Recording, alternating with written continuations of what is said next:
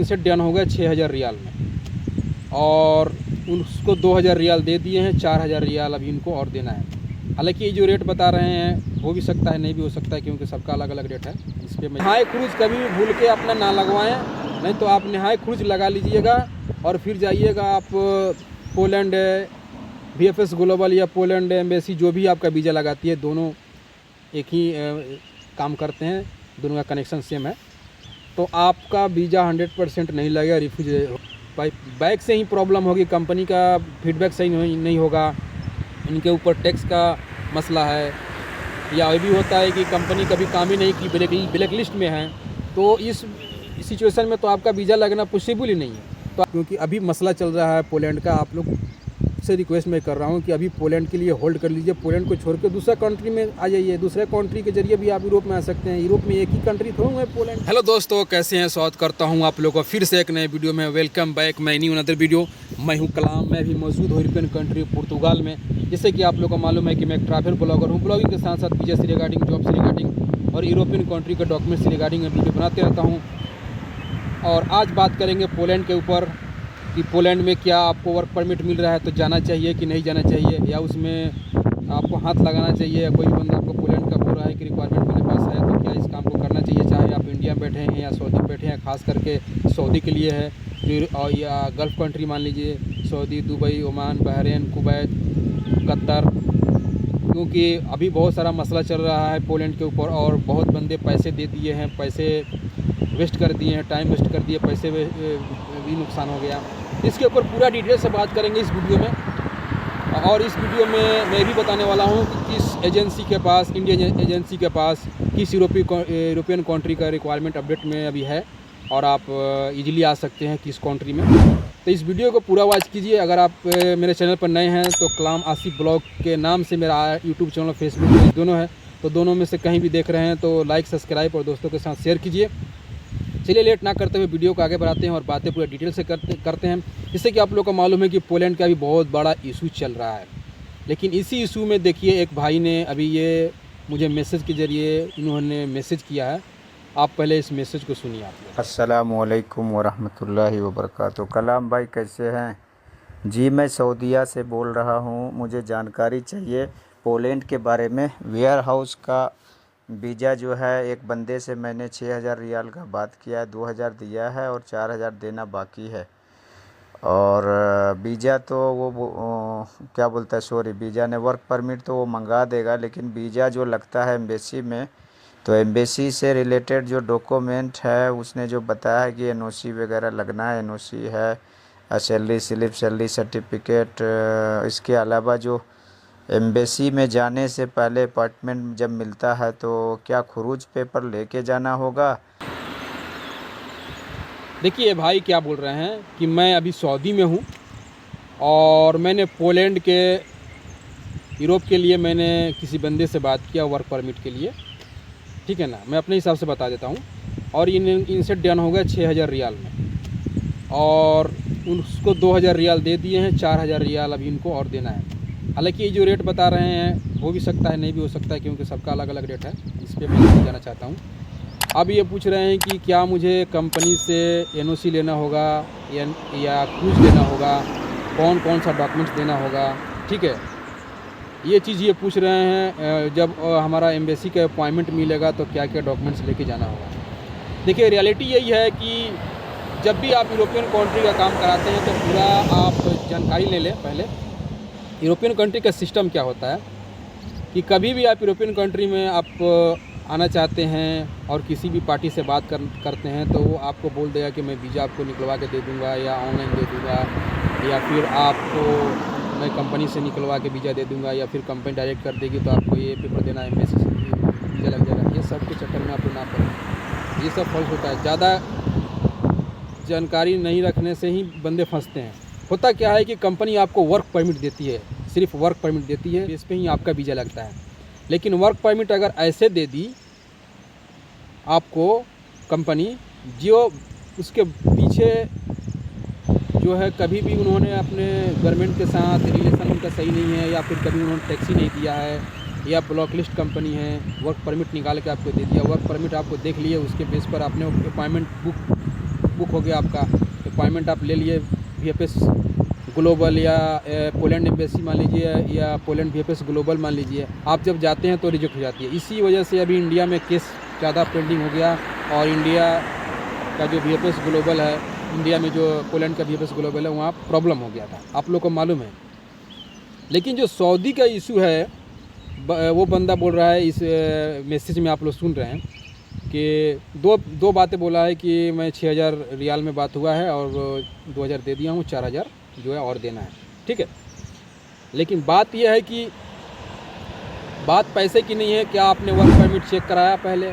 सबसे first point होता है कि पहले आपको किसी भी कंपनी का वर्क परमिट मिल रहा है तो पहले पोलैंड एम्बेसी में मेल कर लीजिए या डायरेक्टली जाके आप चेक करा लीजिए पहले कि ये वर्क परमिट सही है कि नहीं। क्योंकि वर्क परमिट आपको दे दिया और एम्बेसी का अपॉइंटमेंट दे दिया तो आप समझिए कि मैं यूरोप चला गया, ये भी नहीं होता है।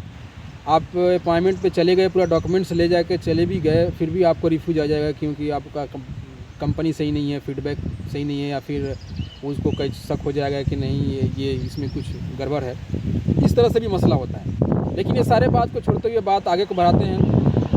भाई से मैं रिक्वेस्ट करूंगा, इस वीडियो को अगर भाई देख रहे हैं तो कभी भी आपको अगर वर्क परमिट सही मिल गया, 100% सही है, कंपनी सही है, सब कुछ सही है, तो आप VFS ग्लोबल जो है सऊदी में रियाद में है, पोलैंड VFS ग्लोबल या पोलैंड एम्बेसी का आप वेबसाइट पे जाके उन आप चेकलिस्ट जो है डाउनलोड कर लीजिए। आप पूरा डॉक्यूमेंट्स को कंप्लीट ही कर लीजिए। लेकिन आपने इसमें एक बात बोला है कि मुझे NOC देना होगा कि क्रूज देना होगा। तो मैं आप लोगों को बता दूं कि मैं भी अरबी कंट्री में कुछ दिन रहा हूं। क्रूज में ये अरबी लोग हैं जिसको बोलते हैं एग्जिट। लेकिन क्रूज में दो तरह का क्रूज होता है। एक होता है क्रूज दाखिलिया जिसको बोलते हैं री एंट्री, एक होता है निहाई क्रूज जो आपका पूरा फाइनली एग्जिट हो जाते हैं। तो निहाई क्रूज कभी भी भूल के अपना ना लगवाएं, नहीं तो आप निहाई क्रूज लगा लीजिएगा और फिर जाइएगा आप पोलैंड VFS ग्लोबल या पोलैंड एम्बेसी जो भी आपका वीज़ा लगाती है, दोनों एक ही काम करते हैं, दोनों का कनेक्शन सेम है। तो आपका वीज़ा 100% नहीं लगेगा, रिफ्यूज हो जाएगा। क्योंकि आपका जो वहाँ पे वर्क कर रहे हैं वर्क वीज़ा के ही बेस पे आपको जो VFS ग्लोबल है वो आपको वीज़ा स्टैंपिंग करके देती है कि बंदा यहाँ वर्क पे है।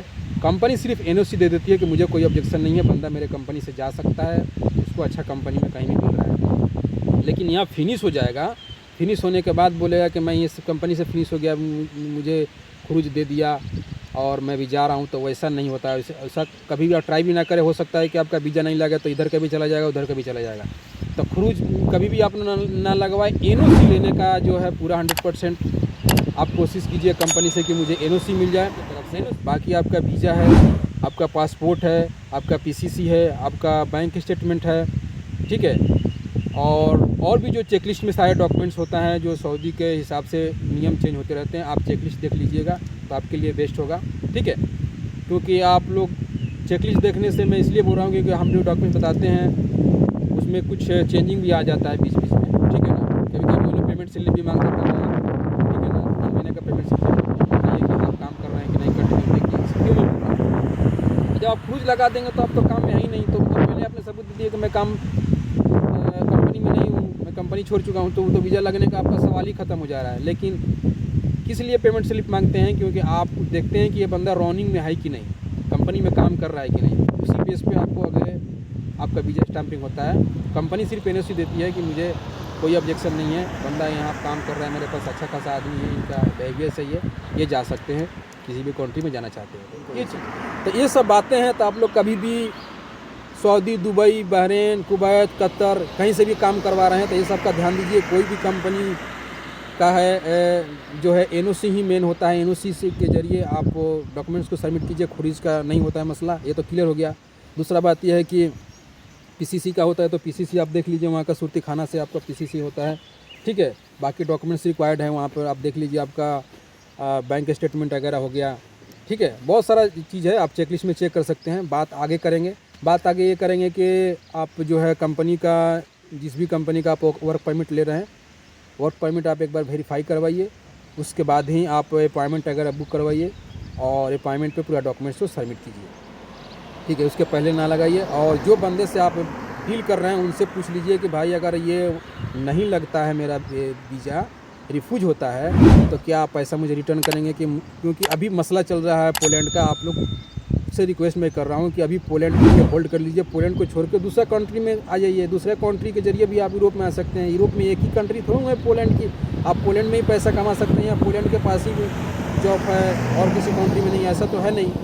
बहुत बंदे को मैं जानता हूँ कि अभी ग्रीस भी आ रहे हैं, रोमानिया आ रहे हैं, बुल्गारिया आ रहे हैं, जो है आपका हंगरी आ रहे हैं, बहुत सारा कंट्री और भी है जो इनके और भी रिक्वायरमेंट चल रहा है।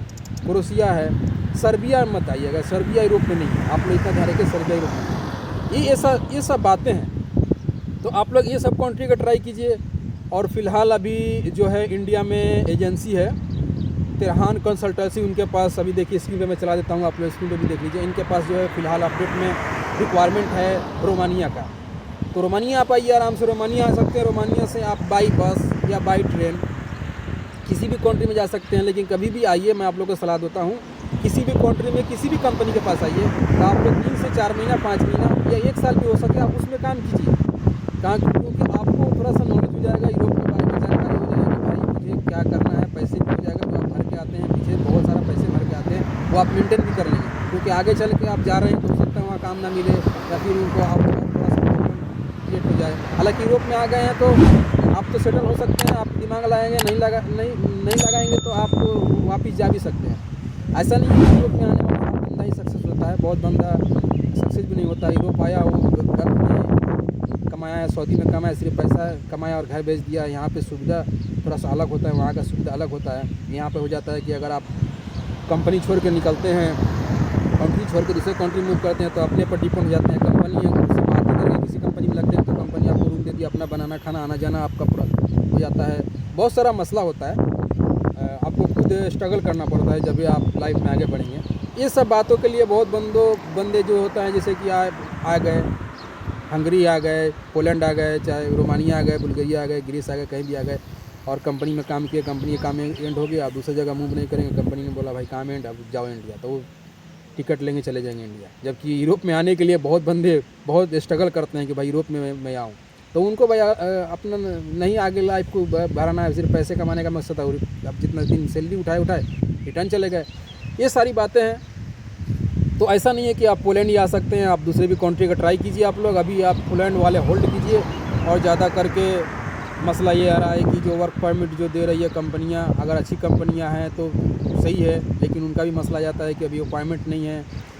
जो है VFS ग्लोबल का जो है आपका इशू चल रहा है, इंडिया में इशू चल रहा है। दूसरे कंट्री में तो कुछ सही है, लेकिन इंडिया में ज़्यादा इशू चल रहा है।